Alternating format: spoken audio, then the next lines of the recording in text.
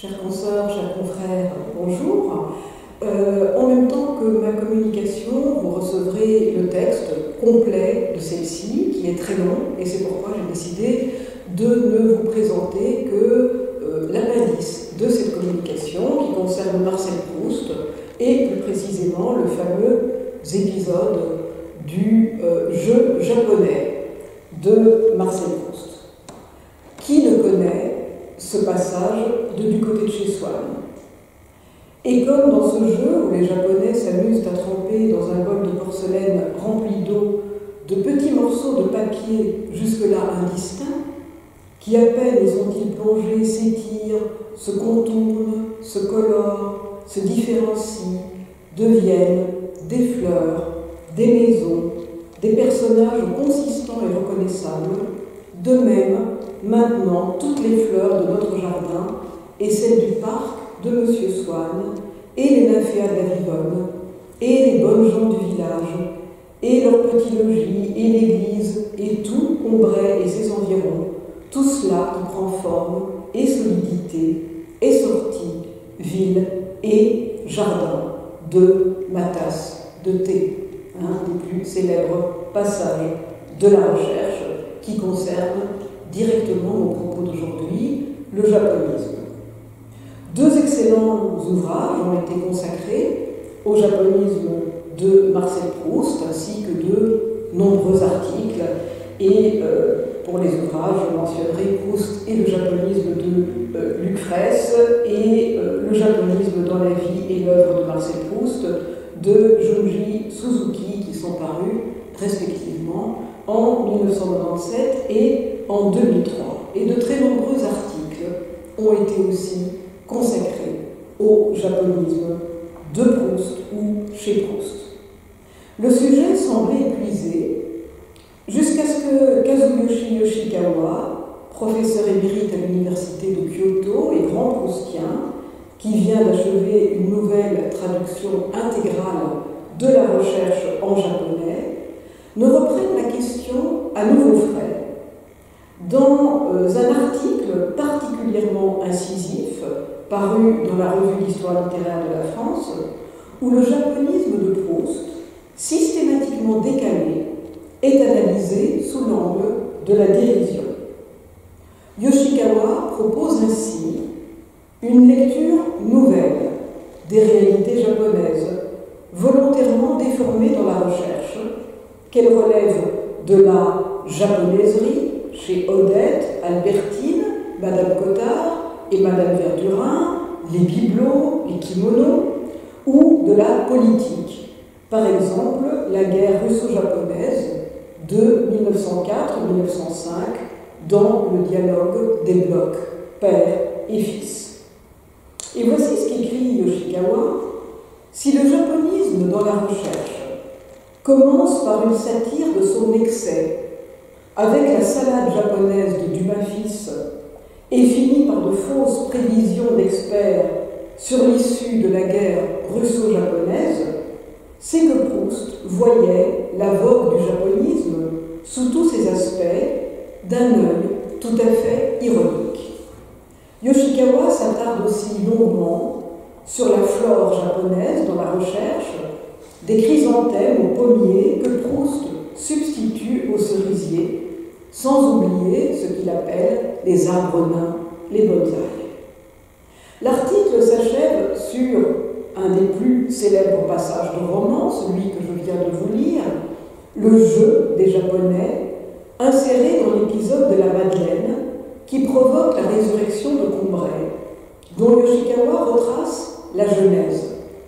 Dans la première mouture, la Madeleine et le jeu japonais se confondaient, puisque le narrateur trempait les fleurs dans une infusion, comme la Madeleine.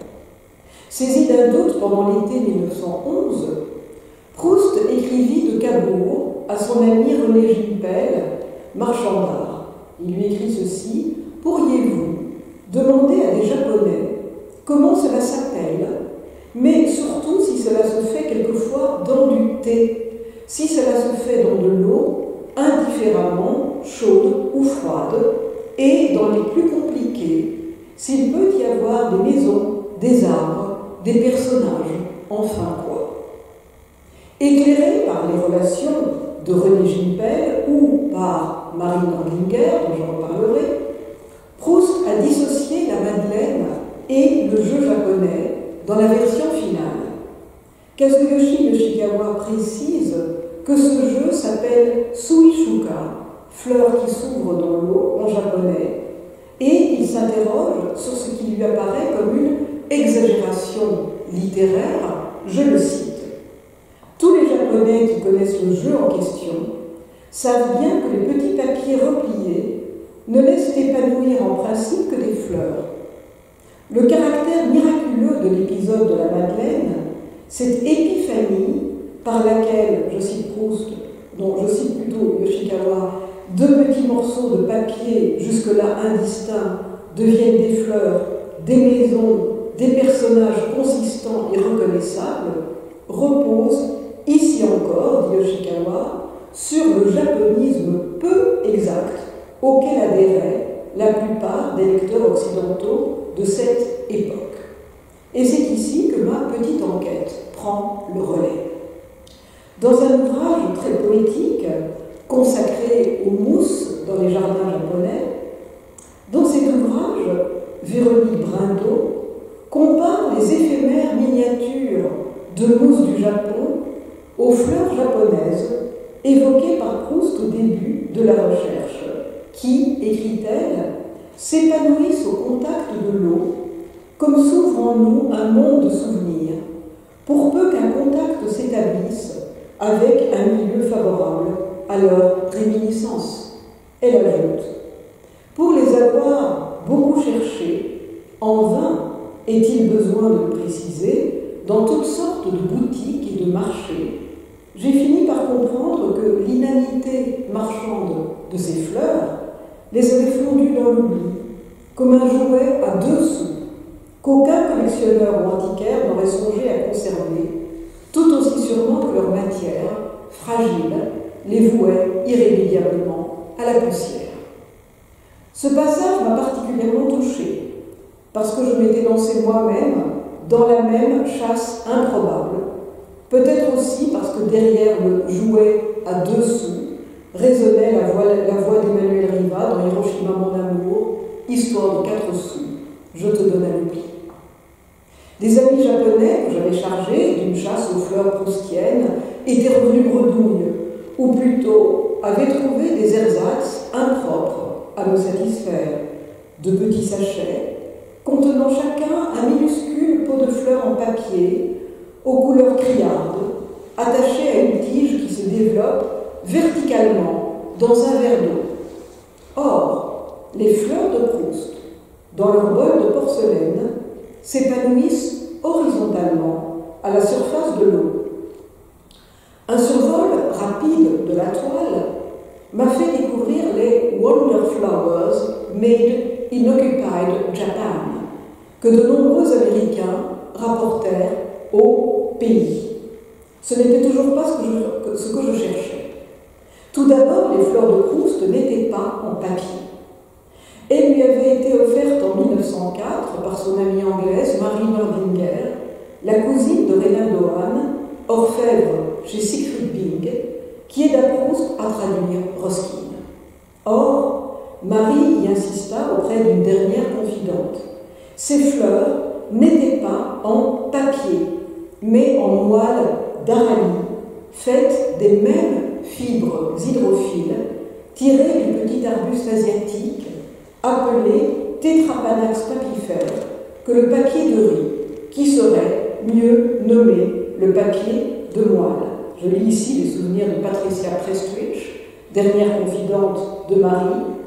Mary's simple gift of Japanese water flowers, tiny pieces of compressed, colored pitch, not paper, contained in the little boxes or shells, which opens in water, a childish toy, bought for a few centimes in the course of an afternoon stroll along the Seine embankment, gave Marcel a more than childish pleasure. Donc, Marie, via Patricia Prestwich, y insiste, colored peach, not paper, et tiny pieces of compressed peach, donc des pastilles. Des photographies trouvées sur des sites de brocante américains m'indiquaient que les petits coquillages, Wonder Shells, étaient encore en circulation après la Seconde Guerre mondiale. De toute évidence, il me fallait chercher ces fleurs hors du Japon, où leur apparence avait évolué comme tous les jeux populaires. Un jour de bonne fortune m'apporta, sur un site d'enchères en ligne, un lot de minuscules pochettes de fleurs et fantaisies japonaises dont le vendeur ignorait l'histoire et dont vous retrouverez les photographies dans la version écrite de cette communication. Leurs illustrations naïves rappellent les images d'Épinal, chères à Baudelaire, dont je parle dans la première partie de mon texte sur le japonisme, et les feuilles du Japon à 1 franc la pièce, prisées par Huysmans. Le mode d'emploi de ces fleurs figure au verso de la petite enveloppe. Placer 1 ou 2 pièces dans un bol rempli d'eau et attendre. Cette mention ne devait pas figurer sur l'emballage des fleurs offertes à Proust pour qu'il imaginât les tremper dans du thé. Mais le contenu des pochettes répondait absolument à la description de Marie. De petits comprimés délicatement colorés, dont la texture singulière, nacrée, conserve la propriété des fibres végétales. À Tokyo, j'offris quelques pochettes à mes amis proustiens, et l'un d'eux, Hiroya Sakamoto, professeur à l'université Rikyo, tenta l'expérience qu'il filma et qu'il mit sur un site Twitter japonais dédié à l'œuvre de Marcel Proust. J'ai reproduit ce lien dans le texte et donc vous pouvez voir ce petit film. Avec une grande délicatesse, les comprimés évoluent, s'étirent, jusqu'à ce que se dégagent des feuilles et des graminées. Mais ni maison, ni village, ni bons hommes, bien que la quasi-abstraction des pastilles autorise l'extrapolation.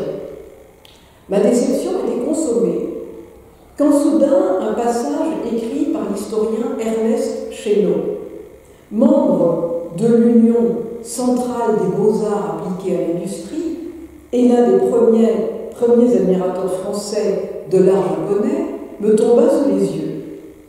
Les lignes de Chénaud parurent le 21 janvier 1868 dans le Constitutionnel, où Sainte-Beuve assurait la chronique littéraire, Chénaud la chronique artistique. Après avoir vanté l'imagination des objets japonais les plus humbles et les objets aussi les plus riches, la fantaisie des peignes et des épingles à cheveux, après avoir admiré la splendeur des cerfs-volants, voici ce qu'écrit Ernest Chénaud à propos du jeu des Japonais. Un autre de leurs jeux est plus simple encore et plus ingénieux. Une cuvette pleine d'eau et une petite boîte contenant de légères parcelles de sureau en font tous les frais.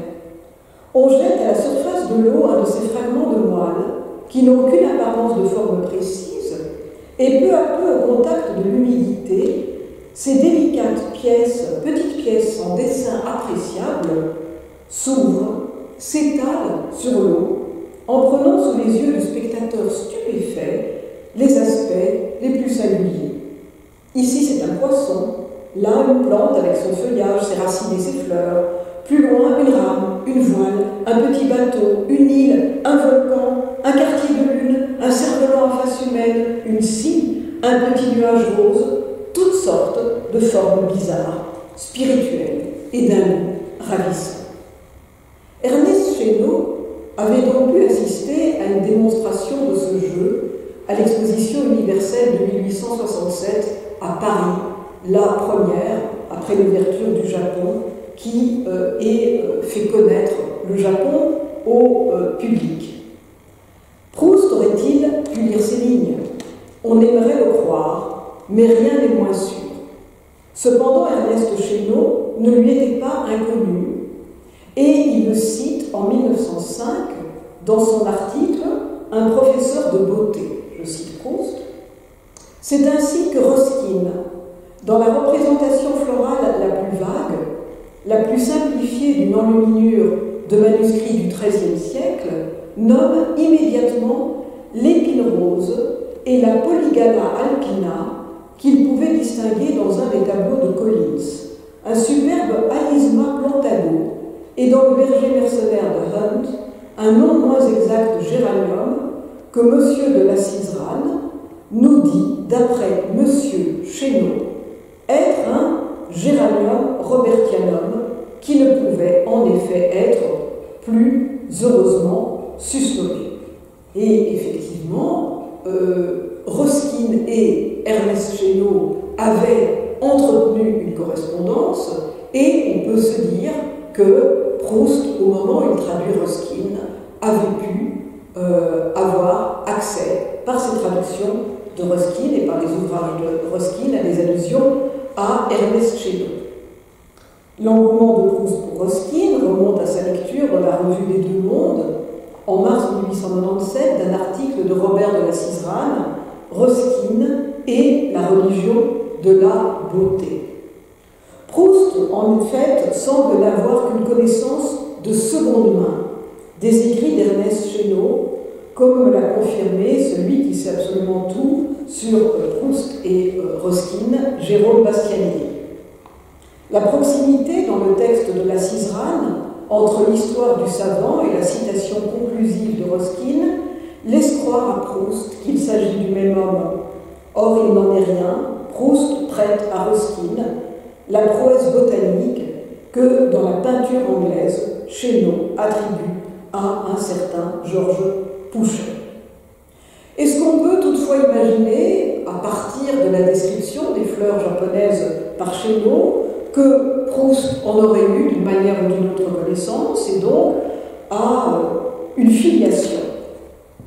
Convaincu de l'autarcie du génie créateur, Proust était contraire à l'idée d'évolution dans les arts. Je le cite dans le Contre Sainte-Beuve. En art, il n'y a pas, au moins dans le sens scientifique, d'initiateur, de précurseur. Tout est dans l'individu. Chaque individu recommence pour son compte la tentative artistique ou littéraire. Et les œuvres de ses prédécesseurs ne constituent pas, comme dans la science, une vérité acquise dont profite celui qui sait. Un écrivain de génie, aujourd'hui, a tout à faire. Il n'est pas beaucoup plus avancé qu'Homère. À supposer que Proust ait lu la description du jeu japonais par Ernest Chénaud, on exclut qu'il s'en soit emparé autrement qu'à la manière des pastiches, dont la recherche est truffée. Dans le pastiche des Goncourt du temps retrouvé, M. Verdurin, auteur d'un livre sur Whistler, se sent humilié par les invités de sa femme, qui ne jurent que par différents historiens de l'art, Charles Blanc, Paul de Saint-Victor, Sainte-Beuve, Philippe Burti, grand spécialiste du japonisme, à qui est consacrée la première partie de mon exposé. Et la salade dans ce pastiche est faite de pommes de terre, ayant la fermeté de boutons d'ivoire japonais. Mais le rôle crucial du jeu japonais dans l'économie de la recherche élimine l'hypothèse du pastiche, tout comme les questions de Proust à son ami René Gilbert. La description annonciatrice de Chénaud est un magnifique exemple du si fertile concept inventé par Pierre Bayard, le plagiat par anticipation, et confirme la loi suivant laquelle c'est toujours le texte majeur qui est plagié. Je vous remercie.